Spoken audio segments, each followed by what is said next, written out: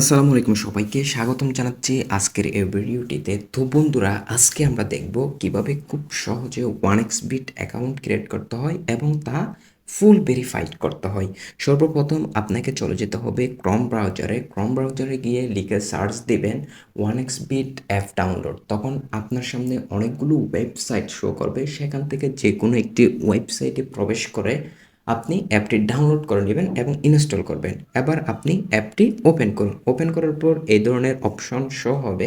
তো এখান থেকে দেখতে পাচ্ছেন রেজিস্ট্রেশন অপশন রয়েছে, লগ ইন অপশন রয়েছে। তো আপনাকে প্রথমে রেজিস্ট্রেশন অপশনে ক্লিক করে দিতে হবে। তো রেজিস্ট্রেশন অপশনে ক্লিক করে দেওয়ার পর এখান থেকে আপনি অনেকগুলো অপশন পাবেন। তো এখানে দেখতে পাচ্ছেন ইন ওয়ান ক্লিক। তো ইন ওয়ান ক্লিকে ক্লিক করে দিবেন। তো ক্লিক করে দেওয়ার পর এরকম অপশন আসবে, যা এখানে যা যা আছে সব বসে যাবে। তো এই 3 নম্বর অপশনে আপনাকে যে কাজটা করতে হবে, বিডি স্পট লিখতে হবে।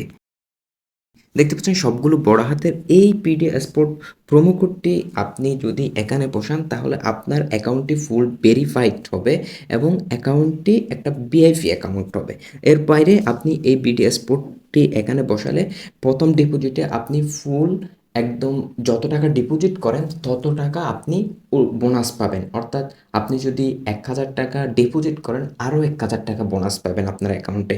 এর বাইরে এই প্রোমো কোডটি এখানে বসালে প্রতি শুক্রবারে বোনাস পাবেন এবং মঙ্গলবারেও আপনার জন্য থাকবে বোনাস, এবং প্রতিবার আপনার জন্মদিনে 1xBit-এর পক্ষ থেকে আপনাকে বার্থডে বোনাস দেওয়া হবে। তো সে কারণে আপনি এখানে বিডি স্পট এই প্রোমো কোডটি বসাবেন। এরপর এখান থেকে আপনি টিক মার্ক দিয়ে দিবেন। টিক মার্ক দেওয়ার পর আপনি রেজিস্টার অপশনে ক্লিক করে দিবেন। তো রেজিস্টার অপশনে ক্লিক করে দেওয়ার পর আপনার অ্যাকাউন্টটি ক্রিয়েট হয়ে যাবে। এরকম যদি ক্যাপচা আসে আপনি ক্যাপচাটা পূরণ করে নেবেন।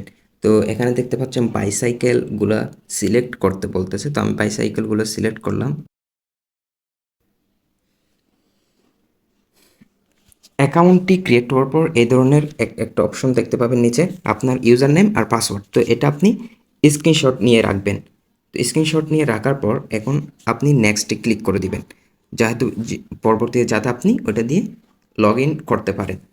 তো এখন আপনার অ্যাকাউন্টটি ক্রিয়েট করা শেষ। এখন আপনাকে ভেরিফাই করতে হবে। ভেরিফাই করার জন্য এই কর্নার দেখতে পাচ্ছেন মেনু বার রয়েছে, এই মেনু অপশনে ক্লিক করে দেবেন। মেনু অপশনে ক্লিক করার পর এখানে দেখতে পাচ্ছেন পার্সোনাল প্রোফাইল, এই অপশনে ক্লিক করে দেবেন। পার্সোনাল প্রোফাইলে ক্লিক করে দেওয়ার পর এখানে দেখতে পাচ্ছেন নিচে রয়েছে ফোন নাম্বার। এই ফোন নাম্বার আপনাকে এখান থেকে আপনার যে ফোন নাম্বার সেই ফোন নাম্বারটি দিতে হবে শূন্য ছাড়া।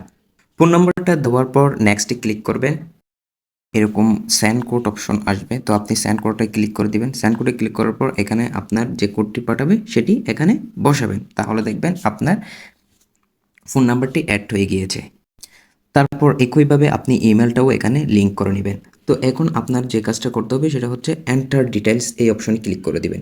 এই এন্টার ডিটেলস অপশনে ক্লিক করে দেওয়ার পর এখানে আপনার নাম, শিরোনাম সবগুলো লিখতে হবে। তো এখানে আপনার এনআইডি কার্ড অনুযায়ী আপনার নামটা বসাবেন। তো আমি আমার নামটা বসাচ্ছি। এখানে নামটা বসানোর পর এখানে ডেট অফ বার্থটা দিবেন। তো আমি আমার ডেট অফ বার্থটা দিয়ে দিচ্ছি। ডেট অফ বার্থটা দিয়ে তারপর এরপর এখানে প্লেস দিবেন। প্লেস আমি চট্টগ্রাম দিয়ে দিচ্ছি। তারপর রিজিয়নে ঢাকা দিবেন। তারপর এখান থেকে সিটিতে এখান থেকে ঢাকাটা সিলেক্ট করে দিবেন। তারপর রেসিডেন্স অ্যাড্রেসে আপনি আপনার এলাকার নামটা দিয়ে দিবেন। আমি চট্টগ্রাম দিচ্ছি। তারপর ডকুমেন্ট টাইপতে গিয়ে এখানে আপনি ন্যাশনাল আইডি কার্ড সিলেক্ট করে দিবেন আর সিরিজে 1 দিয়ে দিবেন। তারপর ডকুমেন্ট নাম্বারে এখানে আপনার এনআইডি কার্ডের নাম্বারটা দিয়ে দিবেন। আপনার এনআইডি কার্ড না থাকলে আপনার বাবা মায়ের এনআইডি কার্ড দিয়ে খুলতে পারেন এবং তাদের নামে অ্যাকাউন্টটি খুলবেন। তারপর এনআইডি কার্ডের পেছনে ইস্যু ডেট রয়েছে, আপনি সেখান থেকে ইস্যু ডেটটা দিয়ে দিবেন। আমি ইস্যু ডেটটা দিয়ে দিচ্ছি।